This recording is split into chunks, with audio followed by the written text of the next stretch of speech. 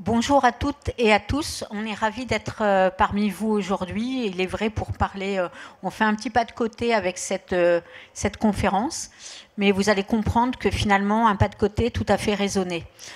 Pourquoi aujourd'hui la digitalisation du secteur financier pose de nouveaux défis et notamment dans la relation client? On pourrait même se demander si le onboarding n'est pas justement un élément clé dans la lutte contre la fraude, au-delà bien sûr de la cyber.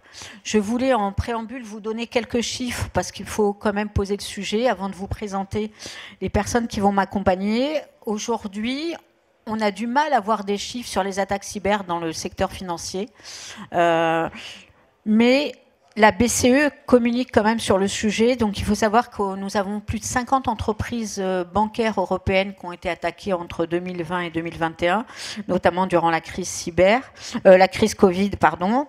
On a entre cette période-là plus de 38% en fait d'attaques. Et ce qu'il faut savoir, et ça c'est important si on se projette, c'est que la BCE va tester la résilience des entreprises bancaires au niveau européen en 2024. Donc pour m'accompagner, je vais leur laisser se présenter rapidement. Donc j'ai Patrick, Thomas, Mehdi et Eric. Donc Patrick, si vous voulez démarrer. Oui, bonjour, donc Patrick Agopian, je travaille au Crédit Agricole et je suis en charge de l'innovation et de la digitalisation à la direction de la conformité groupe, justement pour faire que cette conformité elle soit une opportunité et pas une contrainte. Merci. Bonjour, Mehdi Barchouchi, donc je travaille chez BNP Paribas Personal Finance à la direction des risques France. Je suis en charge des sujets d'innovation autour des données et des outils. J'accompagne les experts métiers du domaine du risque de crédit et de la lutte contre la fraude pour moderniser la façon dont on octroie les crédits et justement on se bat contre les fraudeurs. Eric. Bonjour à toutes et bonjour à tous. Je suis Éric Chemillet, je m'occupe de l'affinitaire. Je suis le directeur de l'affinitaire pour E.ON, donc courtier en assurance. Moi, j'ai un profil très business et j'accompagne donc les clients dans toutes ces problématiques dans la mise en place de leurs outils digitaux. Thomas. Donc Thomas Vatinel, chez Vialink. Je suis le responsable marketing chez Vialink. On est un éditeur de logiciels qui vise à digitaliser et automatiser toutes les entrées en relation, ouverture de compte, souscription à un crédit, une assurance et autres. Et tout ça, évidemment, dans le cadre du respect d'un certain nombre de réglementations. Merci. Donc ma première question est pour Mehdi, Thomas et Patrick. On va recentrer justement sur ce fameux KYC. Pourquoi et comment justement le KYC est-il la nouvelle clé de voûte sur la lutte contre la cyber? Je vais prendre la question. En fait, comme tu le disais, avec le Covid, la digitalisation a pris une ampleur assez importante et nous sommes de plus en plus confrontés en tant qu'établissement bancaire à réaliser de l'onboarding de clients à distance et sur Internet. Et se pose forcément un problème, c'est-à-dire rentrer en relation avec quelqu'un, c'est un peu mieux le connaître, et pour le connaître, c'est ce qu'on appelle ce fameux KYC. Alors c'est important parce que faire de la relation d'affaires sans connaître son client, c'est un petit peu embêtant, mais ça pose aussi que le problème de bien identifier son client, et en l'identifiant, ça nous permet justement de nous couvrir d'attaques potentielles de fraudeurs qui viennent usurper l'identité des clients. Et donc la première chose à faire, c'est identifier son client avant de mieux le connaître.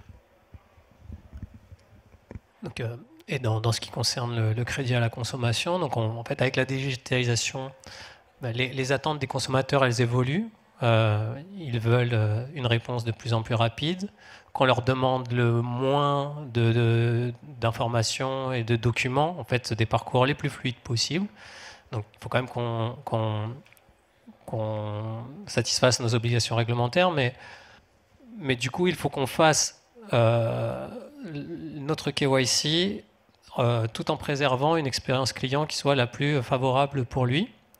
Avec le temps, les risques ont évolué, c'est-à-dire qu'avant, quand on faisait notre KYC, on étudiait plutôt les documents et on détectait des falsifications dans les documents. Aujourd'hui, on fait plutôt face à un accroissement très fort des usurpations. Donc, même si on analyse les documents, on fait face à des vrais documents. Et donc, dans le monde digital, faire le KYC, c'est autant vérifier l'identité, vérifier les documents et vérifier que la personne qui fait la demande de crédit est bien celle qu'elle prétend être à travers les documents qu'elle fournit. Thomas ? Et pourquoi c'est la clé de voûte aussi? À mon sens, ça va rejoindre un petit peu ce qui a déjà été dit, c'est que c'est le point d'entrée, c'est le premier contact qu'on peut avoir avec un client. Il y a effectivement cette exigence de pouvoir répondre aux attentes, à savoir répondre très rapidement. La réglementation, mais je crois qu'on va en parler un peu plus tard, est de plus en plus stricte. Mais donc du coup, on a cette ambivalence entre plus de contrôle à faire, plus de documents à collecter, et une exigence du client qui est de raccourcir le temps de réponse avant de pouvoir ouvrir un compte ou toute autre opération. On est de plus en plus nombreux sur Terre, donc il y a un volume aussi qui augmente naturellement, et on est de plus en plus nombreux à avoir 2 comptes bancaires. Donc forcément, il y a de plus en plus de demandes, avec toujours cette même exigence de réponse rapide. Merci. Patrick, je sais que tu es très attaché au sujet d'identité, et notamment aux attributs. Aujourd'hui, quels sont dans vos banques, Patrick et Mehdi, justement, le risque raisonnable, en fait? Parce que nous entendons de plus en plus un nouveau concept, auquel certains croient, d'autres pas, qui est le zéro trust.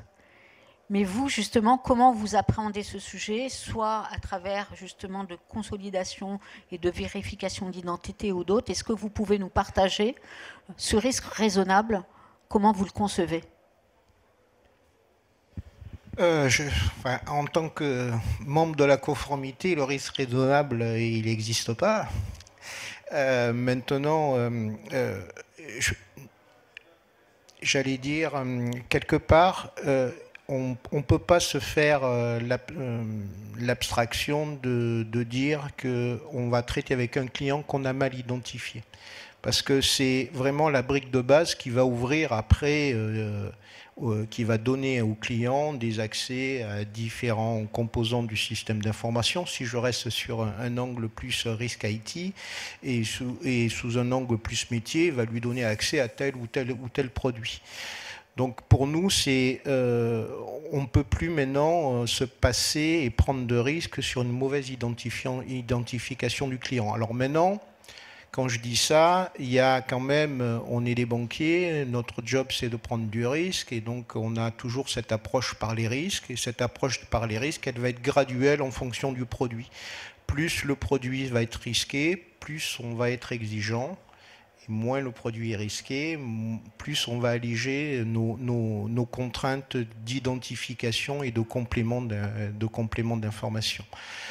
Ça, c'est un premier élément de réponse. Et le deuxième, c'est là où je rejoins un peu Mehdi.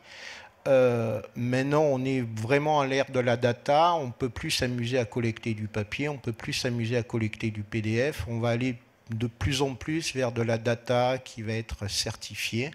C'est ce qu'on appelle dans le langage les verifiable credentials. Et la tendance va être d'aller de plus en plus vers cette data qui va être quelque part estampillée par un tiers de confiance pour nous dire cette data elle est bonne et vous pouvez l'admettre dans votre système d'information. Voilà, c'est comme ça que j'apprendrai. Donc le Zero Trust, oui, parce que dans le Zero Trust, le principe de base du Zero Trust, c'est d'avoir une gouvernance autour de l'identité du client. Donc dans un mode métier, c'est bien avoir une bonne qualification de son identité. Alors de notre côté, on aimerait bien avoir zéro fraude, hein, c'est pas le cas. Les fraudeurs ont toujours une longueur d'avance sur nous et on joue un peu au chat à la souris avec eux. On vérifie toujours l'identité de nos clients, on fait notre KYC, parce que c'est notre obligation que de le faire.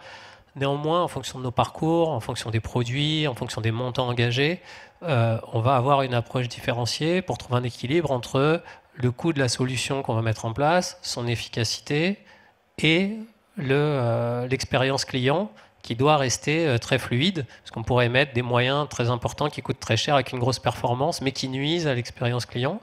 Donc selon nos produits, on va pas forcément mettre en place les mêmes choses pour un crédit auto à 50 000 euros et un financement de canapé en 10 fois pour 2 000 euros. Voilà, donc on adapte tout ça. Et notre réponse est graduée en fonction de ça. Donc, zéro trust dans le sens, on essaie de minimiser tout ça, on essaie de trouver cet équilibre. Et la clé, c'est quand même de monitorer tout ça pour veiller et se rendre compte si des attaquants ont trouvé des failles dans notre système et auquel cas, le réadapter ce système pour retrouver cet équilibre entre le coût, la performance et l'expérience client. Donc, on peut être amené à réduire cette expérience client, la dégrader légèrement, pour redresser la barre, on va dire, parce que des attaquants ont trouvé un moyen de contourner notre système et de souscrire un crédit qui est passé nos contrôles. Donc on peut durcir les choses, le temps de retrouver une solution qui nous permet d'avoir cette expérience client fluide. Ce qui est intéressant, c'est que vous avez introduit une notion qu'on n'avait pas vue précédemment, c'est le coût. On y reviendra peut-être un peu plus tard, parce que justement, on n'avait pas prévu d'en parler. Mais je pense que c'est intéressant de mettre le sujet sur la table. Justement, Thomas, on a évoqué aussi, en préparant cette table ronde, un sujet important dans le secteur justement de la lutte contre la fraude et de la cybersécurité, c'est la conformité. Et la conformité, elle ne doit pas être un frein à l'innovation.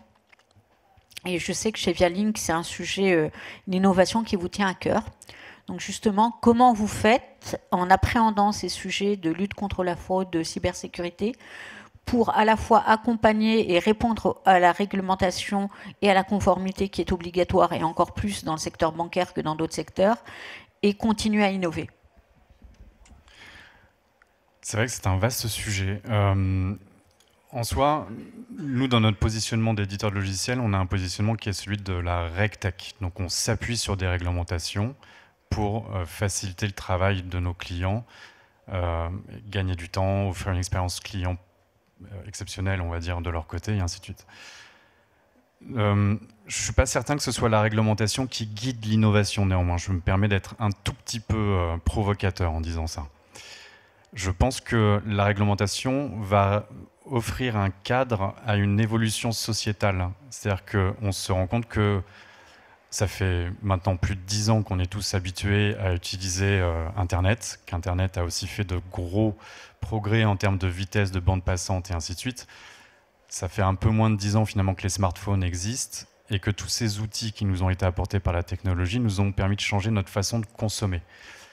Il y a eu un événement il y a 3 ans de ça, je ne vais pas revenir trop longtemps dessus, mais qui grosso modo a été surtout un accélérateur de l'utilisation de ces outils digitaux et de notre transformation de notre mode de consommation. Et du coup, de nos exigences. La patience n'est plus une vertu réellement, on va dire, chez nous. On aime quand ça va vite, on aime avoir une réponse très rapidement, on aime savoir où ça en est. On doit pouvoir, si on veut continuer d'offrir un bon niveau de service, on doit pouvoir répondre à cette exigence de nos clients. Néanmoins, la réglementation est extrêmement importante et nécessaire parce qu'elle permet de pouvoir offrir un cadre légal dans lequel on a le droit de jouer et surtout, ce cadre s'applique à tout le monde. Donc, toute personne se doit de respecter ce cadre et donc on joue tous avec les mêmes règles du jeu. Et de cette façon-là, on est à peu près certain de protéger un maximum de gens, de mieux les servir, de mieux les connaître.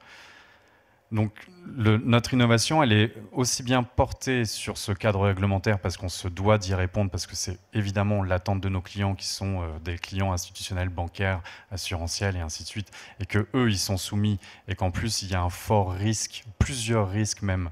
On parle de fraude, mais on pourrait parler des sanctions aussi de la CPR. Et donc tous ces risques-là, on souhaite que nos clients les courent de façon moins grande. Mais l'innovation est portée réellement par l'attente du client final, de nos propres clients. Et j'insiste sur les aspects d'expérience client. Je veux vivre la meilleure expérience client. Alors je l'avais fait une fois, je prends le risque de le refaire une deuxième fois dans une conférence. Je vais vous demander à main levée, pour ceux qui ont vécu une très bonne expérience lors d'une ouverture de compte en banque. Si ces personnes peuvent lever la main dans la salle, eh bien j'en vois 1, 2, 3. En fait ça m'aide pas, mais merci. Bon, très clairement c'est pas la majorité. Donc tant mieux pour vous. Ils sont tous au Crédit Agricole, ceux qui ont levé. Oui, c'est ça, on est d'accord. Tous les clients de Crédit Agricole, bienvenue, merci d'être là. C'est pas une expérience rigolote tant qu'effectivement on ne nous propose pas des outils qui répondent à notre exigence. C'est d'une partie en tant que client, je veux que ça aille vite et que ce soit fait immédiatement. De l'autre côté banque, je veux que ce soit surtout conforme parce que je ne veux pas prendre de risques ou en tout cas les limiter. Et donc comment je fais en sorte que ces deux choses qui sont un peu des injections contradictoires finissent par se transformer en opportunités. Et c'est ça le métier de Vialink, c'est de réconcilier les attentes de tout le monde. Merci Thomas. Alors Eric, je vais être un peu provocatrice parce que vous n'êtes pas un expert de la cyber, un expert de la lutte contre la fraude, vous êtes un expert de la relation client. Et justement, en tant qu'expert de la relation client, j'aimerais que vous partagiez justement votre expérience, comment vous intégrez justement en tant qu'expert de la relation client le sujet de la lutte contre la fraude justement dans le secteur bancaire. Alors, au sein du département affinitaire d'E.ON, nous on a un objectif, c'est apporter un service nouveau à nos clients entreprises. Bien entendu, ce service nouveau, on va le transformer avec notre baguette magique en assurance. Et puis, bien entendu, on va également leur proposer un projet de digitalisation. Donc ces clients, ils ont 3 objectifs. Il faut que ce projet de digitalisation soit innovant, il faut que ça soit rapide, et il faut que ça ne coûte pas cher. Donc, au départ, tout va bien, on met en place les premiers éléments du projet, et très rapidement, il y a cette notion de compliance, cette notion de RSSI qui arrive, et elle est très importante parce que la réglementation nous oblige à mettre en place ces choses comme ça. Ça peut être considéré comme une contrainte, mais au fur et à mesure, nous, on a un rôle de sensibilisation auprès de ces clients-là pour leur dire que cette réglementation, ça va permettre à ces clients-là d'avoir donc les KYC, de connaître leurs clients et des choses comme ça. Alors ça peut, bien entendu, rallonger le projet, ça peut coûter plus cher, mais c'est extrêmement structurant et on doit mettre ça en place. Et nous, au sein d'E.ON, on a vraiment ce rôle de sensibilisation des clients. Merci. J'aimerais ouvrir un peu le discours autour, parce qu'aujourd'hui, nos banques, vous le savez, on vit en France, mais nos banques sont des banques européennes, sont des banques mondiales, et avec des enjeux de cryptoactifs, avec des enjeux très, très différenciants. Et ce sujet-là, en fait, souvent, on ne l'aborde pas, parce que quand on est dans une banque, on reste rattaché à sa banque, à son pays. Et justement, sur ces sujets européens, pourquoi vous pensez qu'il faut prendre le sujet à un niveau supérieur, justement, et comment, au sein de vos banques, au sein de vos organisations, vous faites que le sujet prenne de l'ampleur et qu'on ne reste pas seulement centré sur nous-mêmes, mais centré sur les enjeux que nous avons. J'avais donné quelques chiffres pour démarrer au niveau européen. Comment vous appréhendez le sujet sur banque versus France versus Europe, et comment vous partagez aussi avec vos confrères dans d'autres pays ou au sein de d'autres entités ces sujets de cybersécurité. Mehdi, vous voulez commencer ? Alors, ce que je peux dire là-dessus, en tant que filiale de Crédit Conso qui a des entités dans différents pays, on est amené à... On est amené à travailler avec des partenaires qui, eux, sont implantés dans plusieurs pays et qui, du coup, ont des exigences assez similaires d'un pays à l'autre. Ils veulent des expériences clients très fluides pour leurs propres clients finaux. Et ils ont du mal à comprendre qu'on n'ait pas les mêmes process entre la France, l'Espagne, le Portugal, l'Italie, etc. Il y a des spécificités de marché, mais aussi des spécificités historiques. Donc on est amené à travailler avec nos collègues des différents pays pour apporter une réponse à peu près similaire en termes de type de parcours. Les parcours peuvent pas... Les partenaires avec lesquels on travaille ont du mal à comprendre que les parcours soient si différents, qu'on collecte d'un côté beaucoup de données, de l'autre côté beaucoup moins. Et donc on a ce travail d'harmonisation On n'a pas les mêmes outils, on n'est pas équipé des mêmes outils entre les entités, ce qui contribue aussi à avoir ces différences. On n'a pas mis en place les mêmes technologies. Mais une chose qui va peut-être pouvoir nous réconcilier, c'est justement au niveau européen, la création du wallet européen d'identité, qui va nous permettre d'avoir une solution interopérable qui serait similaire dans son fonctionnement ou dans l'esprit d'un pays à l'autre, qui pourrait nous permettre de mettre en place des choses, on va dire, transnationales et similaires dans la façon de fonctionner, et du coup faire que les parcours se ressemblent un peu plus. Voilà. Je suis totalement en phase. L'avantage de toutes ces réglementations européennes, c'est qu'elles tentent à limiter un petit peu sur le marché unique cette fragmentation des différentes réglementations locales, même si elles existent encore, parce que juridiquement, il y aura encore toujours des problèmes de legal selon les différents pays. Pour autant, que ce soit la réglementation EDAS, la réglementation DORA, etc., je ne vais pas toutes les citer, tendent à ce que c'est la même règle pour le même terrain de jeu finalement. Et le terrain de jeu aujourd'hui, il est européen. Donc du coup, il faut qu'on soit conforme à cette réglementation, quel que soit le pays. Après, les grands groupes comme BNP ou Crédit Agricole, nous avons des entités un peu partout, chacune avec plus ou moins d'autonomie, ils vont apporter une réponse conforme à la réglementation, mais avec une manière qui est différente. Donc du coup, on veut quand même préserver. On ne veut pas avoir une solution unique parce que c'est toujours pareil, il faut qu'on s'adapte à notre contexte local du pays sur lequel on est et des habitudes de nos clients qui sont fortement différentes. Si je prends un exemple, en Italie, ça fait longtemps qu'ils ont une identité numérique, ou en Belgique aussi. En France, on commence à l'avoir avec la carte d'identité électronique.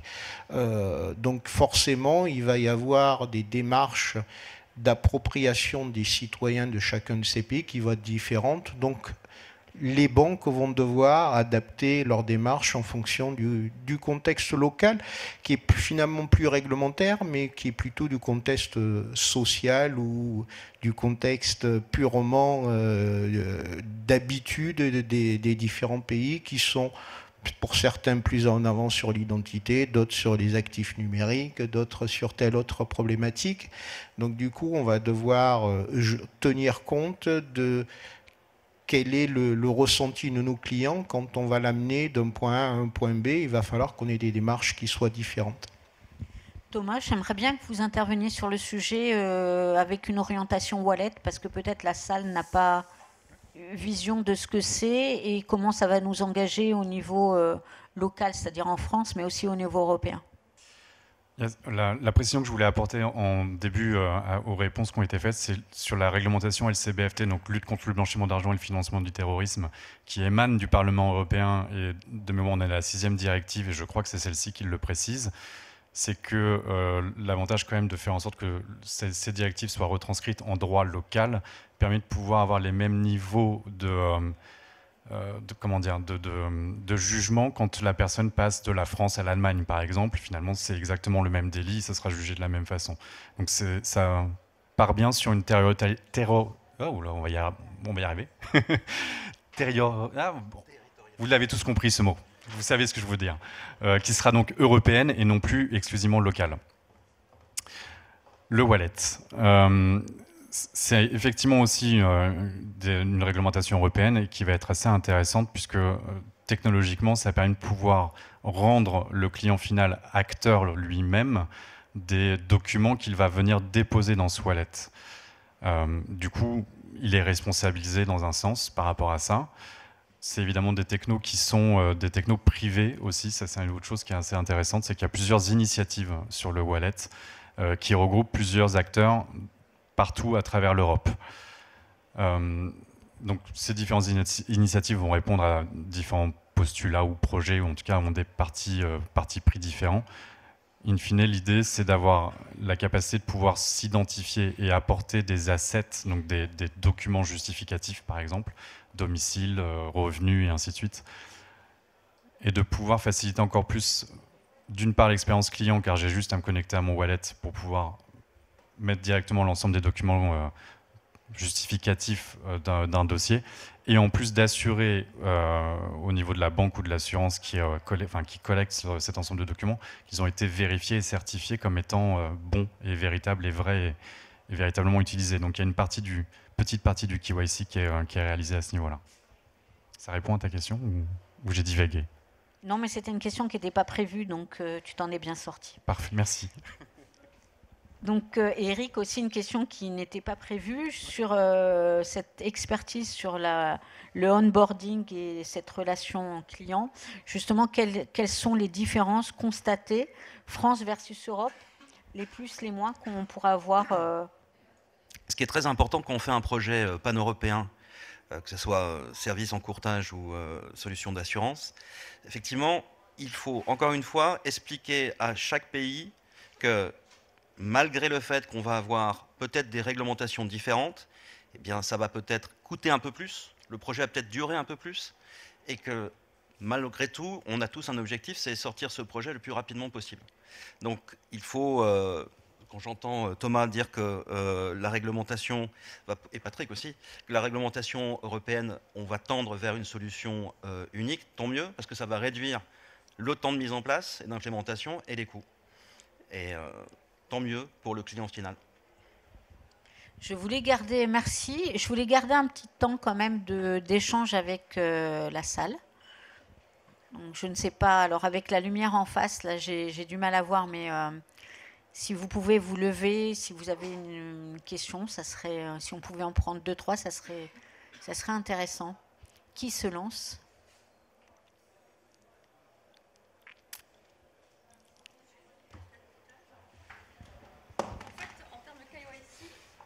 Vous faites un tableau. Donc là, vous nous présentez un tableau assez idéal, parfait, donc c'est génial, quoi. J'adhère. Mais moi, en tant que métier, moi je trouve ça très lourd à gérer. Toutes vos demandes de compliance, t'as pas rempli ça, t'as pas fait ça, il y a la conformité à la gestion des tiers. Et à la fin, je sais plus quand est-ce que je fais mon vrai job. Qui veut prendre le point ? Je te confirme que c'est vrai. C'est-à-dire que la compliance, le RSSI, moi quand j'ai commencé à faire des projets de digit, ça n'existait pas. D'accord ? Et maintenant, ils prennent une part de plus en plus importante dans le temps de vie du projet.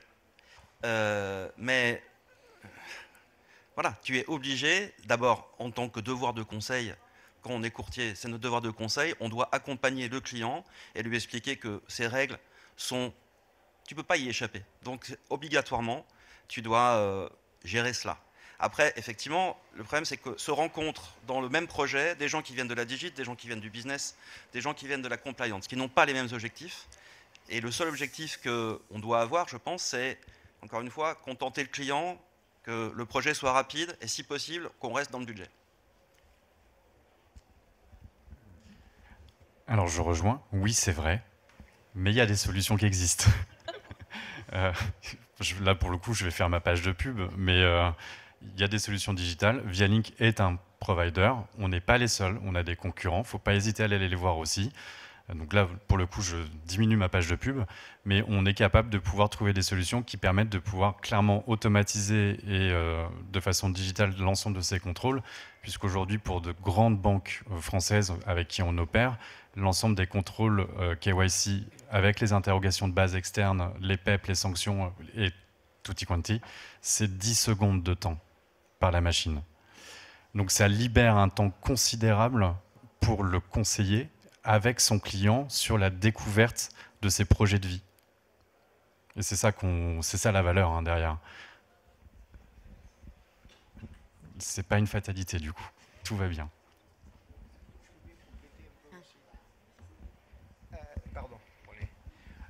Oui, c'est une charge assez importante. Alors, comme il a été dit, il y a beaucoup de solutions innovantes qui existent en la matière qui permettent d'alléger.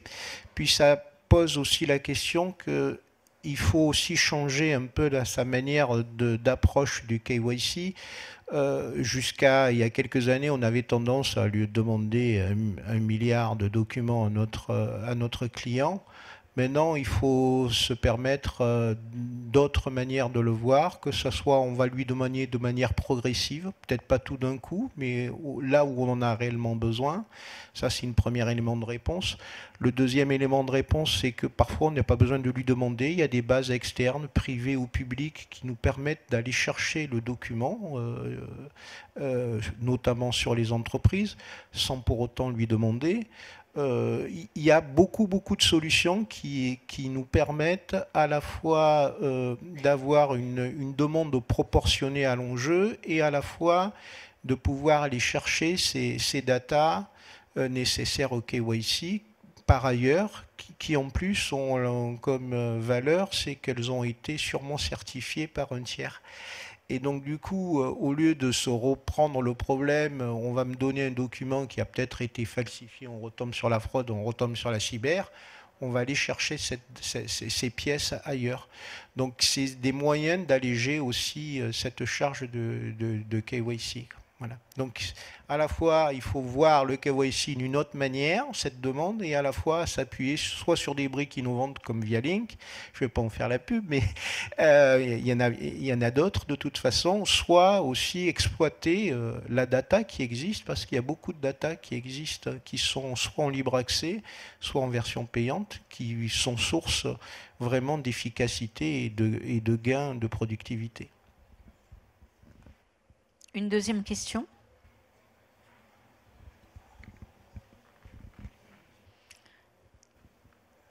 Si on n'a pas d'autres, on va vous remercier. Merci aussi d'avoir été là pour cette table ronde sur un sujet KYC cyber qui n'était pas évident. On a essayé de le gérer au mieux. Et puis, bonne continuation durant cette journée.